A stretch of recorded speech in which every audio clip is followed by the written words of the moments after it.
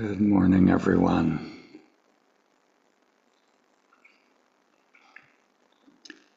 Just going to wait one more minute here.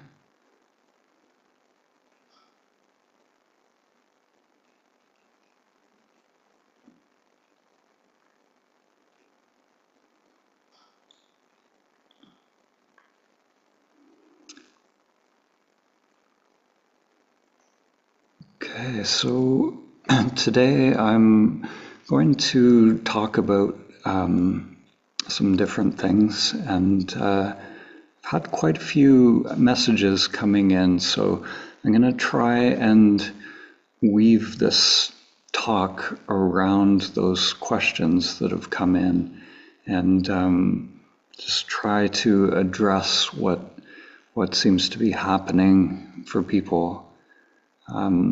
There's actually one I'd like to start with. It just came in now, and it's a good question that has kind of big picture relevance for what we're doing here. So the question is, it seems that meditation has or can have a quality of escape and rejection of the world around us. The image of a yogi in a cave for years comes to mind. There seems to be something jarring about this. I see so much wonder in the world, in particular in nature. There's a deep sense of connectedness, a sense of amazing privilege to be here in this human form and to get to witness both beauty and destruction. Rejecting this as an illusion feels like rejecting my true self. Yeah, so this idea of, the yogi, the quintessential yogi in the cave, transcending the world. So yeah, this is really important because we sometimes, we look at the teachers like Ramana Maharshi, who he did the cave thing. He went into the cave. That was his path, and yet, the awareness that wakes up, the true self, can awaken in any circumstance. All of this whole world, this human experience is happening, and it can either be happening, sort of robotically, like according to the script, where that awareness is not awake, or it can be awake. So we can be, awake, having a family, raising a family. Awareness can be awake as a shoe salesman, or as anything, and awareness can be awake in a cave as well. So it's not about accepting or rejecting anything in the external world. All of these possibilities are there. Really, it doesn't matter. Like who chooses to go into the cave. It doesn't, like, awareness doesn't choose. Awareness is choiceless. So it's almost like, these characters and these avatars, it's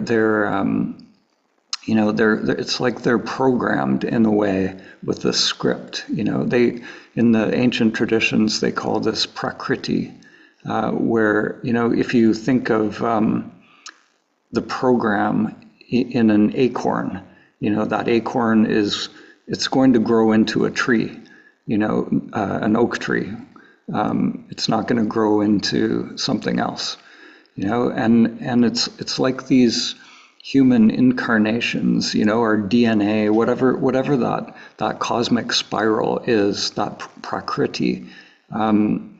It's like there's a bloom for each of these avatars, so that bloom might be to raise a family. The bloom might be to go in the cave and awaken. The bloom might be to create music or poetry, and there can be many blooms, many different flowerings of that human expression.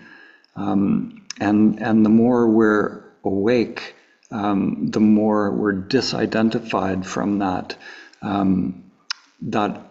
conditioned script that is imposed, that I thought that is imposed by society, that we learn, it becomes imprinted, and it's, these preferences and the five skandhas.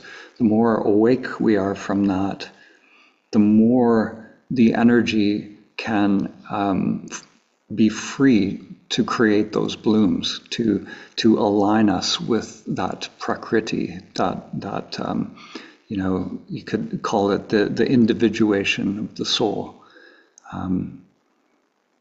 So it's not about everybody being like Ramana and going in that cave. That was his bloom, that was his uniqueness.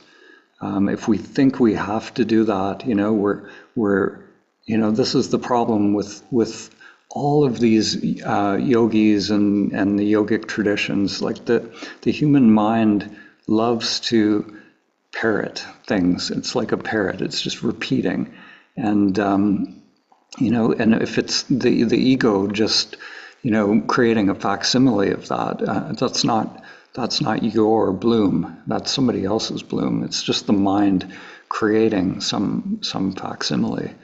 And this happens in with yoga as well. Like the whole yoga world is crazy. It's just the mind. Like at one point, there you have this yogi, somebody who awakens, and maybe they have that energy becomes free, and they have kriyas happening. So the body's moving into different positions, and the energy is unfolding, and people see that, and they think, oh, that person's awake, that person's enlightened. I'm going to do exactly what they're doing, So it's backwards, It's like these yoga postures and all of that, and the downward dog and all this now that is it's become yoga. It's like maybe somebody somewhere who on their path had these kriyas unfolding, but it's become repeated, and it's just the mind. It's conditioned. It's the little self thinking that that this is what enlightenment is, and this is what needs to happen, and I'll become enlightened if I do this whole regime of postures and different things, and so it's backwards. It's the energy, it's the surrendering of that little conditioned self, that little doer, and we don't know what it's going to look like. We don't know what our bloom is going to look like. It could be anything. It's probably not going to be doing the same yoga postures as someone else, and those asanas, a lot of it, they're great stretches and great preparation for meditation, to stretch the body, and to me that's something different than the kriyas. That's just a practical thing. It's like stretching, and that's great. But if you read the teachings of Patanjali, or the Upanishads also talk about these what yoga is essentially. Like they have the limbs of yoga. So Patanjali had 8 limbs, but the Upanishads, some of them have different groupings or different explanations of the steps to reach samadhi, and they don't talk about these yoga postures. They talk about asana as just sitting in meditation. There's no mention of what has become yoga today. So it's interesting how, these ideas, the mind gets an idea of what we should be doing, and it's good to let that go. And the don't know mind really is the way. It's and I've fallen into it myself. I've read, at one point on the path, I read all these teachings and sutras and everything. And, my teacher that I was working with, he would get quite frustrated with me. Not frustrated, he wouldn't get frustrated, but he would tell me the truth. He'd be like, just, you're in your mind, you're just creating a mind facsimile, and just let that go. Don't read those books. Read your own book. Read the book of this character. This life that is unfolding here. This is your story that is unfolding, and so it's good advice. Yeah, but I fell into it for a long time, and cultivated a whole spiritual persona around it as well. This character trying to be enlightened, and it just eventually leads to suffering, and but that suffering is instructive as well, if we allow it to be.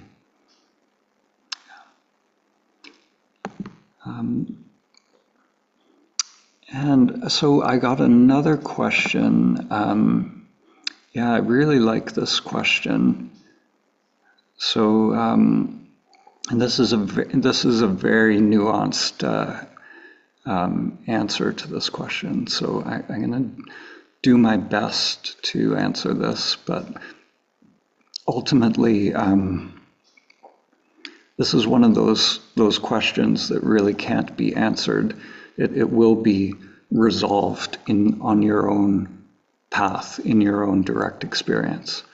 But it, and I'm almost hesitant to not answer this question, but I'm going to answer it. I'm going to do my best to answer it. So, the question is, are samadhi and prajnaparamita the same thing? So yesterday I read the Heart Sutra, the Prajnaparamita Heart Sutra. So Prajnaparamita is referring to that which is beyond, the absolute, gone, far beyond, gate, paragate, that which remains in deep sleep. So our true nature, our Buddha nature, the self with a capital S. So samadhi,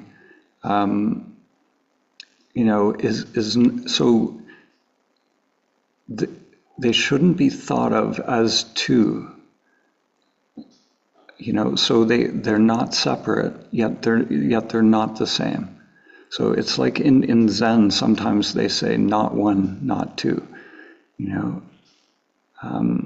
So samadhi is, the word means union. So what is united with what? Samadhi is more having to do with, like if there's a union, it means that there was a duality. So it's more having to do with this world and this life. So it's more the state or the condition in which awakening to our true nature happens. So it's when the I thought is dropped. So that I thought, it comes into being with the five skandhas, as we talked about. So there's that split. The first four skandhas are the the phenomenal world, the world of changing form. And then there's that fifth skandha, vijnana, which is this sense that there's a witness of that phenomena. So the split between observer and observed, subject and object, that split, when that drops away, that's samadhi. So in that space of undividedness, when there's no operation of the mind dividing one thing from another, perceiving this and that, there's no preferences, towards one thing or another.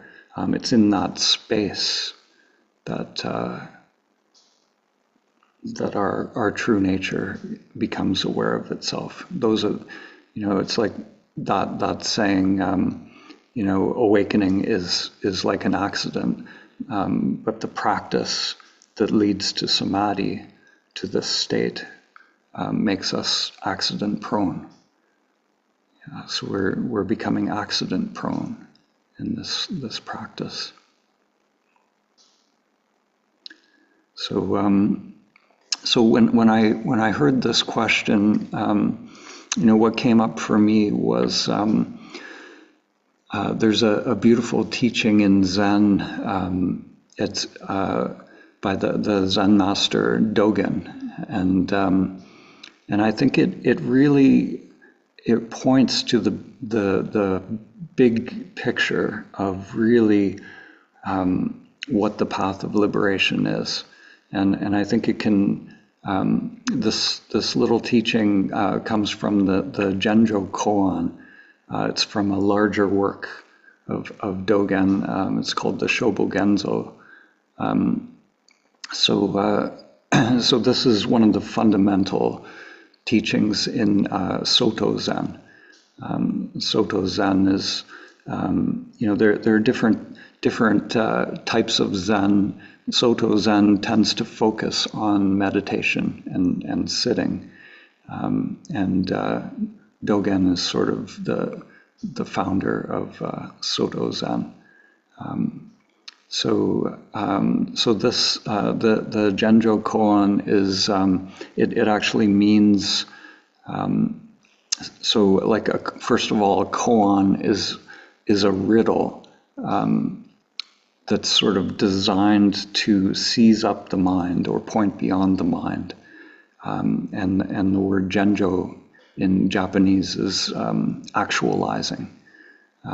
So it's actualizing the fundamental point, is what this koan means, the name.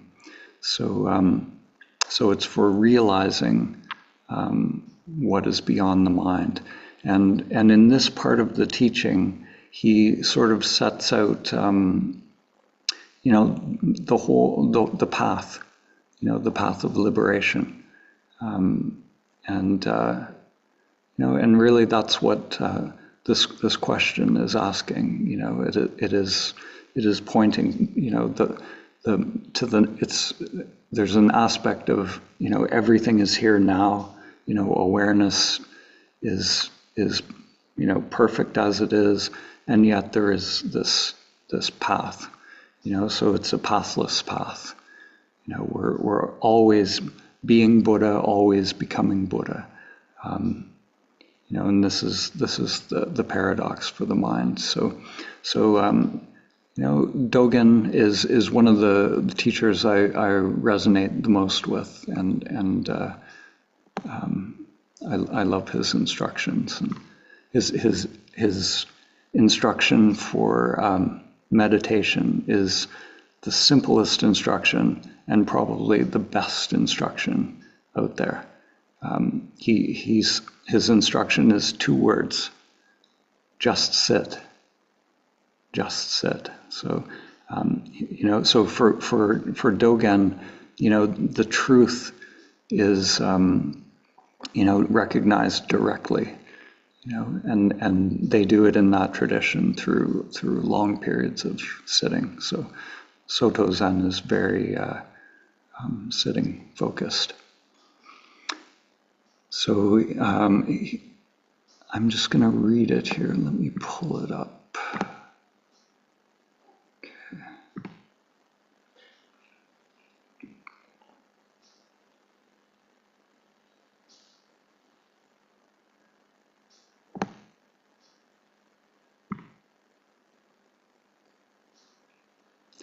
Okay, so he says, I'm going to read it once just as it is, and there are all different translations of it, so this is my favorite translation.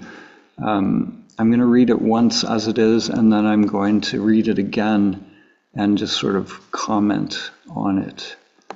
So I think this is for me, when I first heard this, a lot of things kind of dropped into place in the mind, connecting the mind knowing with direct experience. So he says, to know the self is to forget the self. To forget the self is to be actualized or enlightened by all things. To be enlightened by all things, your mind and body, as well as the mind and body of others, drops away.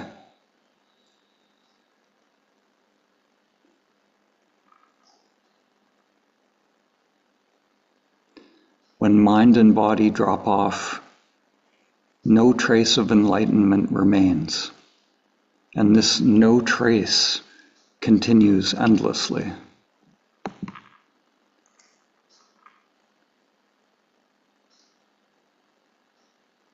So I'm going to read it again. To know the self is to forget the self. So in other words, to awaken to the true self, we drop identification with that little self. We forget the little self. We so that dropping of the egoic self or the I thought. So that's the realizing the 5 skandhas to be empty of self, you could say. So to forget the self is to be actualized or enlightened by all things. So this is after awakening, we wake up to our true nature, and we're actualized by all things. So what does that mean? In self-inquiry world, we talk about direct experience. So there's this initial sort of waking up from the illusion of this separate self, but then there's a coming back to the world. This also sort of serves as an answer to that first question about enlightenment, being sort of something that transcends the world and disappearing into a cave. It's not about that. We may take time to retreat, to do a retreat like this, to awaken, to bring about that awakening. But then, to be actualized or enlightened by all things is to be in direct experience. So this is the samadhi part. This is the part of being in union with all things. So when we come back to the world, then if my little conditioned mind isn't mediating my experience, then then everything is it's actualizing that enlightenment, or that awakeness.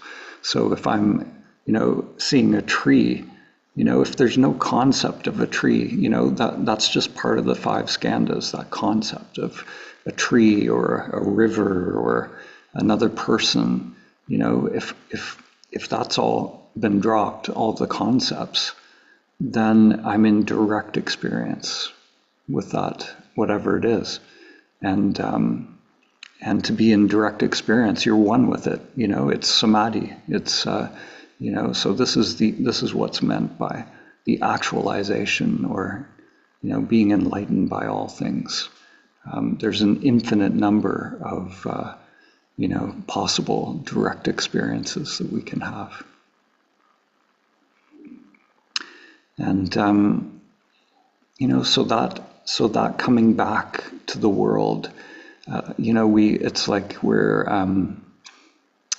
become free from the suffering, free from the character, but then we become free to experience life in its infinite forms. So the next stage, or the next part in the path of liberation, he says, to be enlightened or actualized by all things, your mind and body, as well as the mind and body of others, drops away. So there's no more distinction between, subject and object, me and you.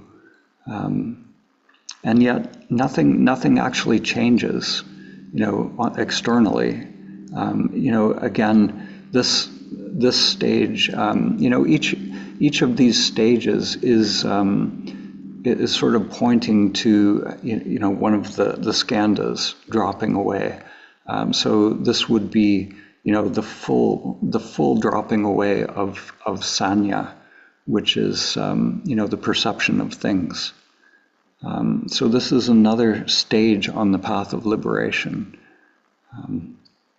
So there's a stage where, in Zen they say, it's kind of a nice way of saying it. It's some teacher, I forget who it was, said it's like the bottom drops out of your bucket. The bottom drops out of your bucket. So there's no more holding, these concepts. And each of these stages, we can have glimpses of them. We can have, realizations of what they are, like direct, experiences and awakenings. But they need to stabilize in our life as well. It's not just a one-off thing. These skandhas are, they're very persistent patterns.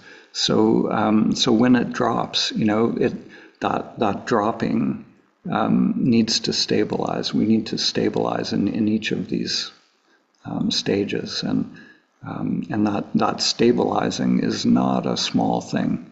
It's each of these things is just the initial awakening to stabilize awareness is huge.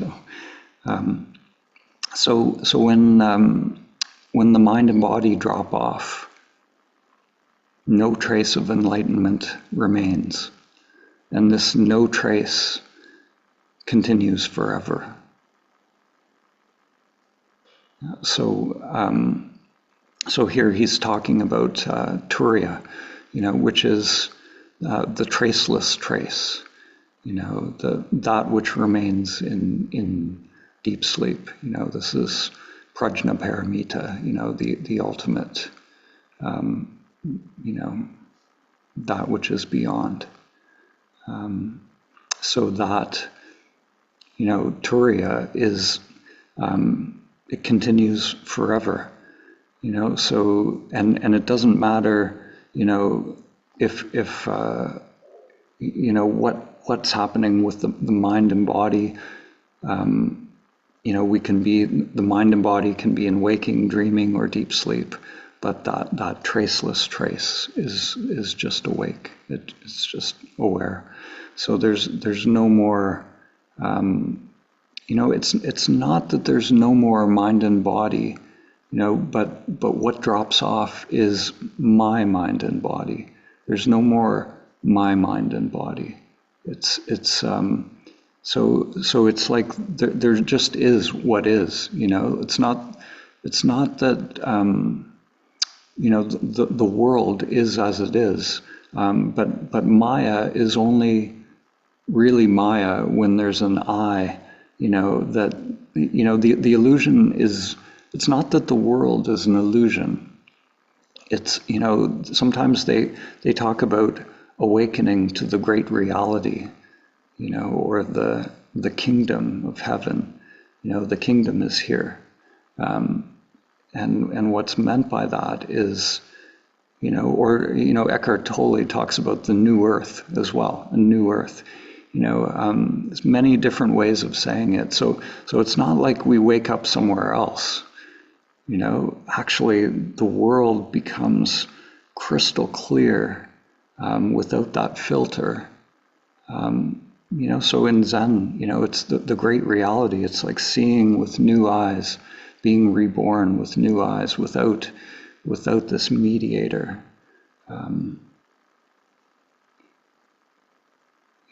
So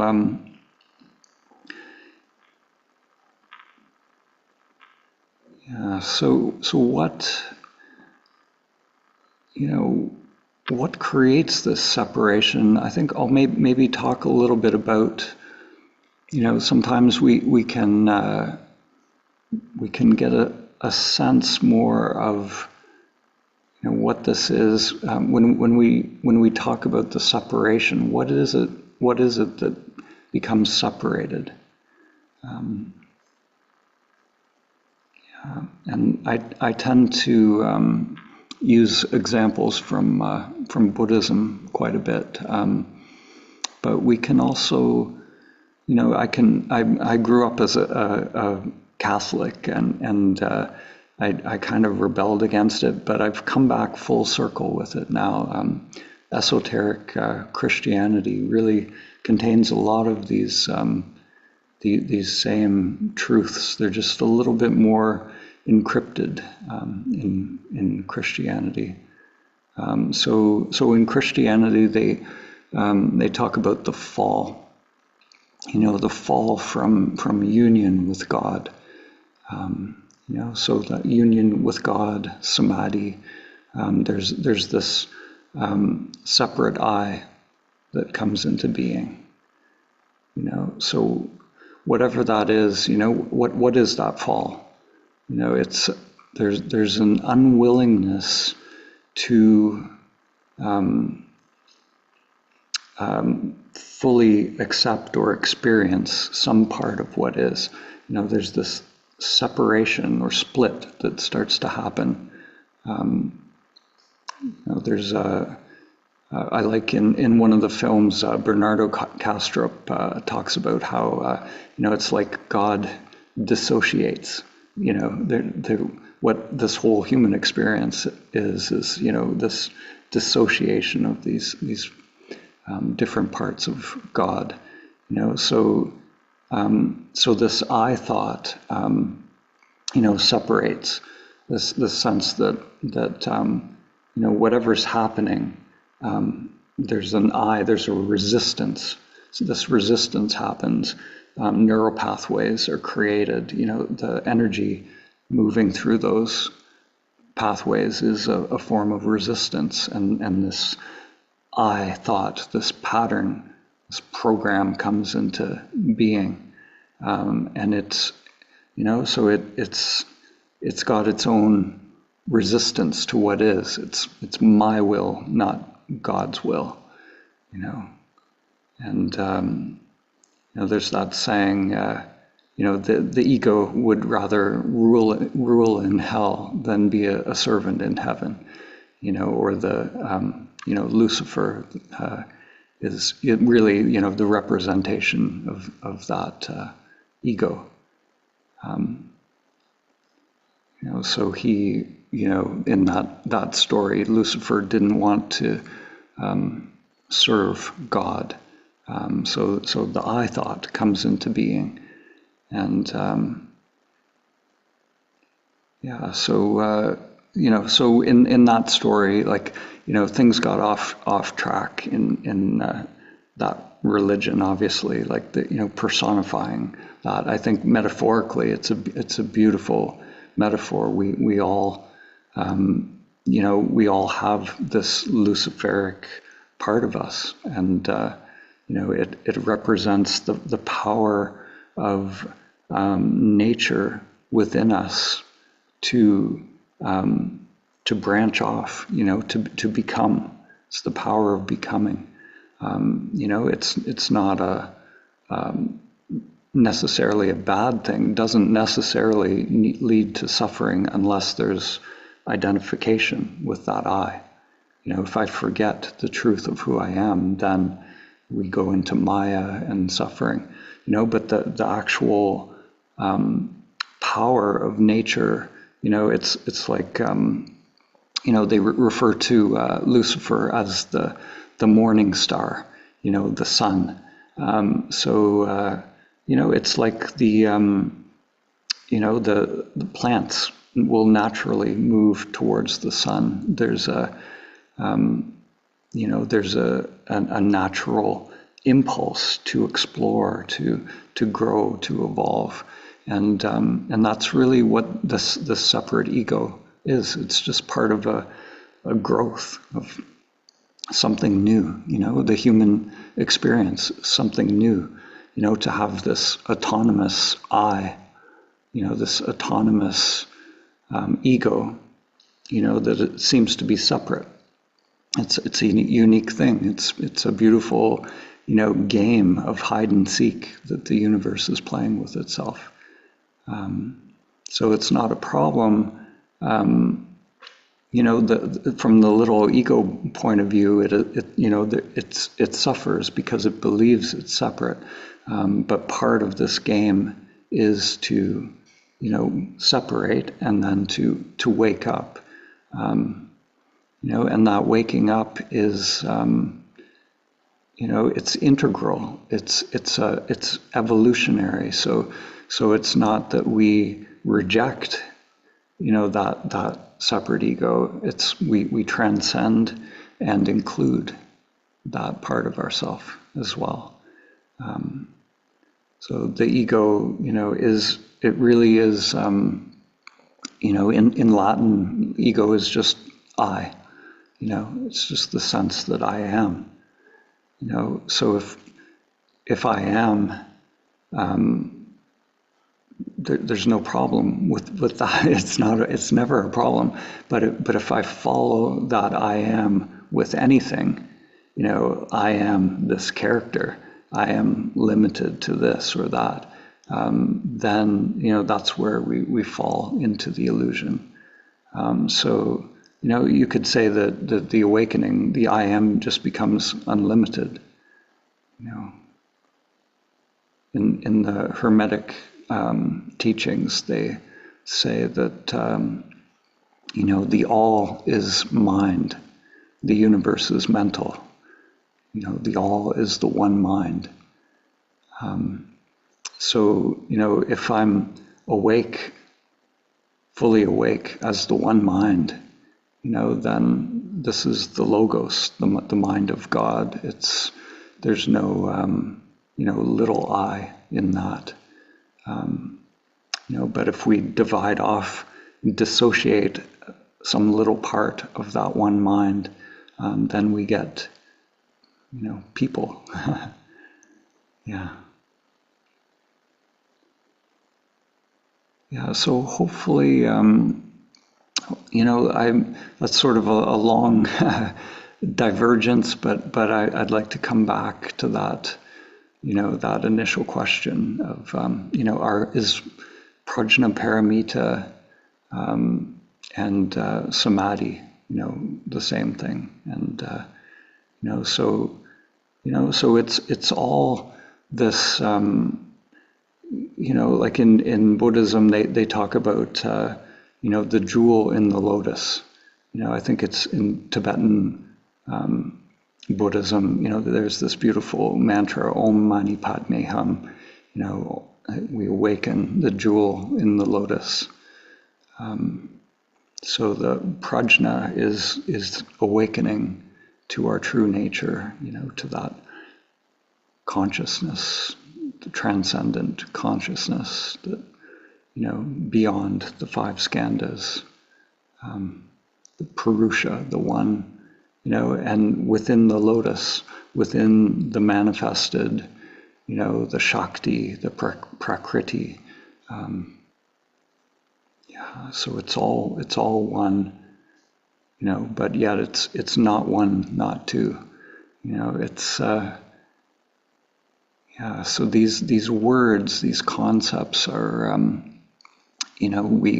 when we try to express with language, we create these limitations, and so when we awaken that jewel in the lotus, then there's a direct knowing of what that is, and and it's that which, the stripping away of illusion that we, where we find the truth.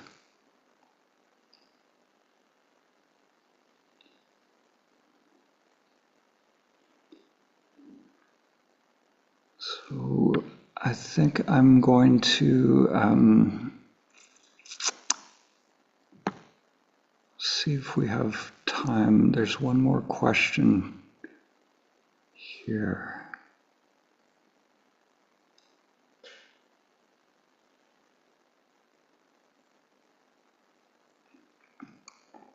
I think what I'm going to do is I'm going to read this beautiful teaching.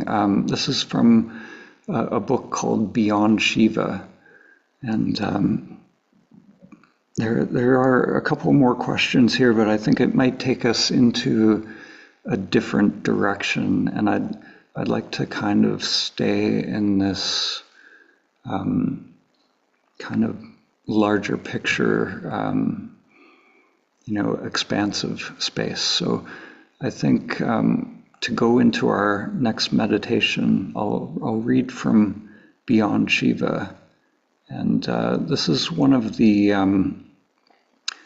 one of the highest teachings that I've come across. One of the most direct pointings. It's very, very beautiful, and again, this is one of those teachings that kind of lands beyond the mind. In the Vedic traditions, like Shiva, when normally you wouldn't say beyond Shiva. Often, Shiva is referred to as, the absolute.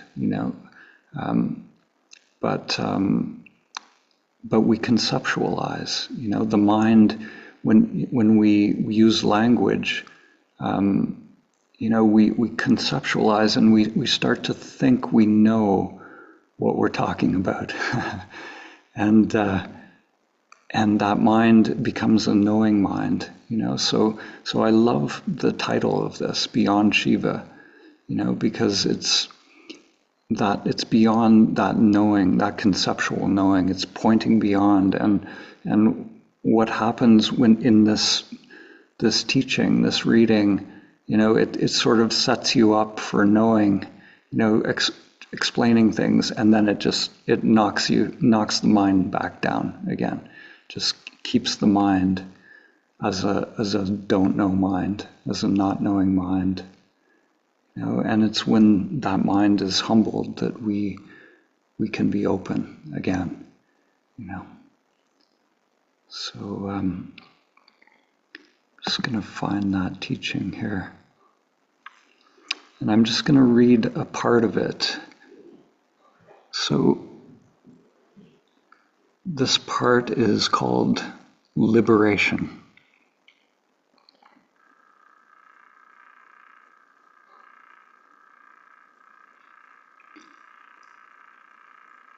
And the voice, or the expression is happening, it's speaking as if it is Shiva speaking.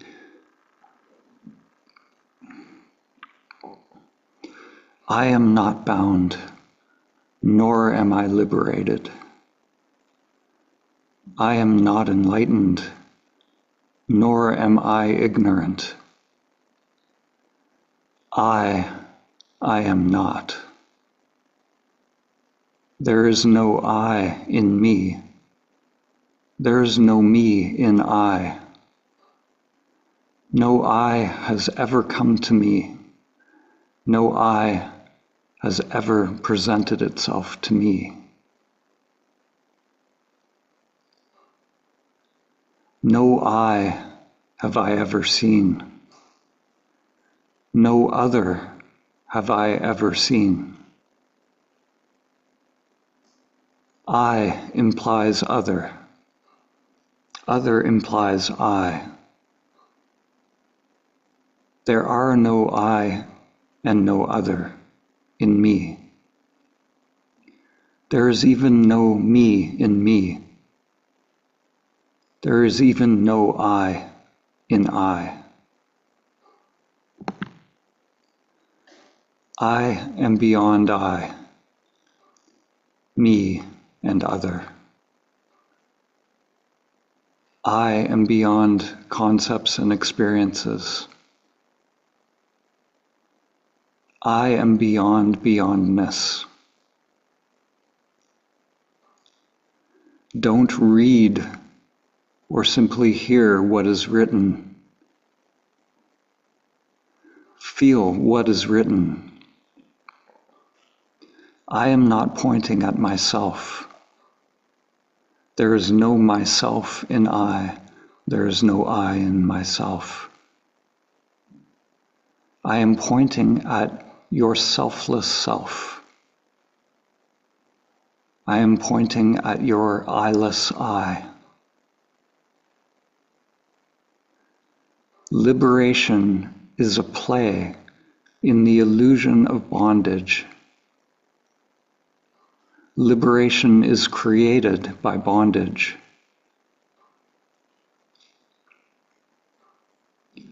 Remove the one who has to get liberated, and there is no bondage.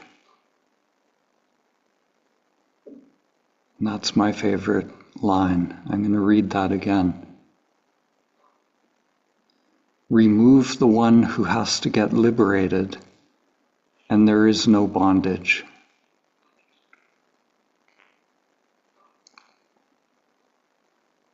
Moksha, salvation, nirvana, liberation, self-realization, Satchitananda, freedom, jnana, enlightenment, and so on, are only concepts.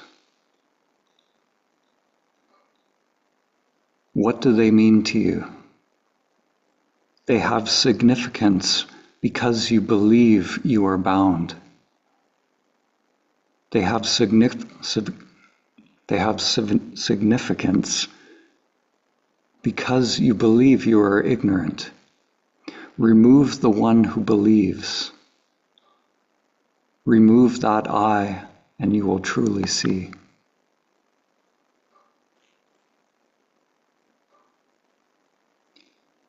Feel your sense of existence.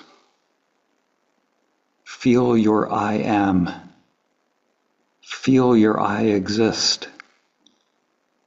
Feel the source of your I. They are all false. But so are you. A false you staying in the illusory sense of presence, getting illusory liberation from a false illusion.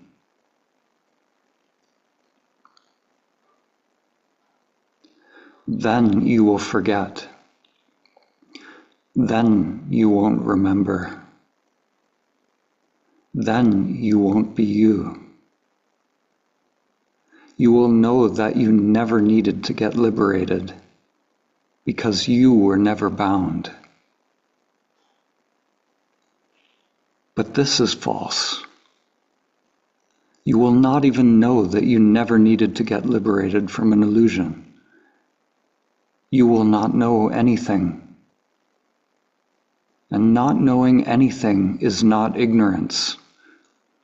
It is the supreme, blissful, wisdomless wisdom, the you-less you, that which remains.